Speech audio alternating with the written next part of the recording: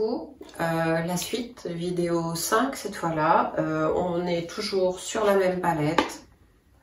La fois d'avant j'ai fait une ligne d'horizon basse, là je vais faire une ligne d'horizon haute. On est sur des exercices, cherchez pas à faire des détails, il faut bien gérer cette question d'humidité et de valeur. Donc je reprends de la même façon, j'humecte mon papier. Donc on fait tout ça dans le même ordre. On réserve toujours pas de blanc cette fois-là. On va profiter de la petite pause des ateliers pour affiner. Donc juste de l'eau. Donc ligne d'horizon haute. Je démarre comme tout à l'heure par le jaune auréoline. Donc je pose le jaune auréoline sur la partie tiers haut. Alors vous, bien sûr, vous faites une pente. Moi, j'en fais toujours pas.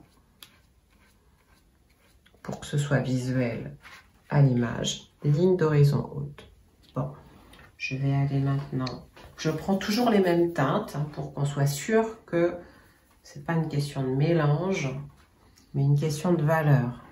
Et je monte la partie qui permet de faire la perspective. On est bien d'accord. Là, on donne l'illusion de profondeur sur des teintes naturelles. Donc, j'ai posé une valeur claire. Je vais donc augmenter un tout petit peu la valeur foncée sur la partie haute du ciel. Donc là, j'ai bien un clair, un moyen, enfin, un clair moyen et un moyen. J'ai pas de foncé encore. Je vais faire la même chose à l'inverse sur la partie haut. O, E, A, U, bien sûr. Donc, du jaune. Du moyen clair. Donc là, je commence à épaissir un peu mon mélange.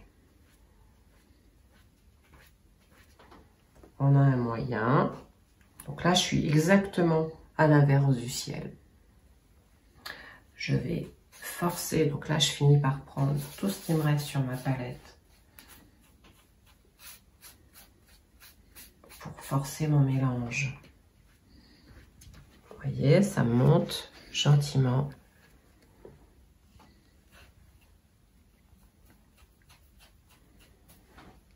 Ma peinture est de plus en plus concentrée.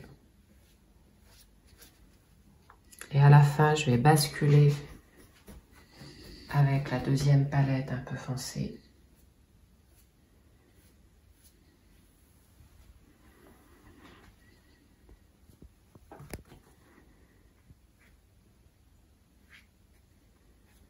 Si je veux que les coups de pinceau restent apparents, je les laisse. Si vous ne les voulez pas, il suffit de bouger un peu la feuille.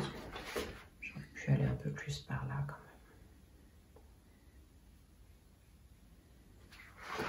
Voilà, donc là j'ai bien un dégradé qui va du clair, moyen, foncé. Donc là je sais que ma perspective est bonne. Ce qui veut dire que je vais pouvoir sur la partie haute, je prends le pinceau plat, je le nettoie, je l'essore et je vais aller faire un retrait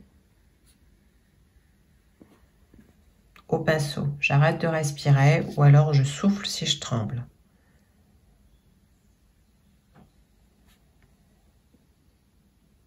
Voilà, c'est comme ça que j'ai réussi sur celle-là à récupérer le petit trait blanc qui est là. Donc ça, je peux le répéter autant de fois que je veux. Si je veux donner l'impression d'une partie sable, par exemple.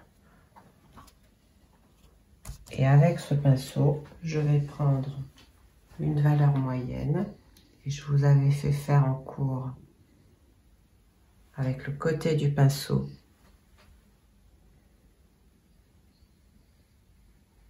Je peux très bien donner l'impression de roche. Alors je peux aussi partager le pinceau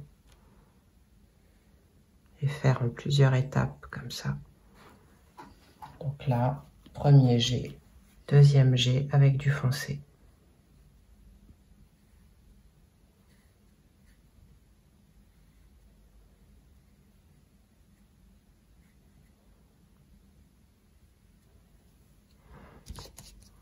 Et à nouveau, l'objectif là, c'est de bien retravailler le retrait. À nouveau, je gère mon mélange.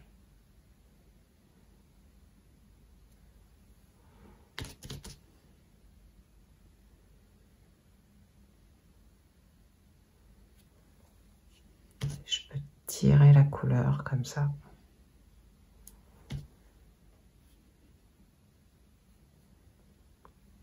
Voire remonter si j'estime que j'ai été trop basse.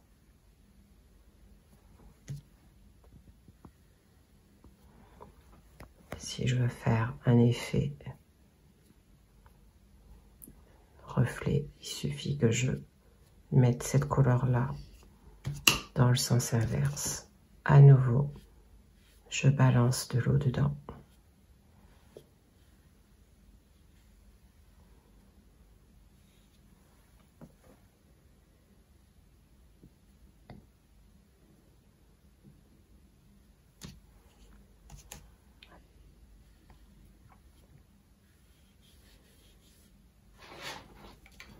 Voilà, et tout simplement, ça se met en place.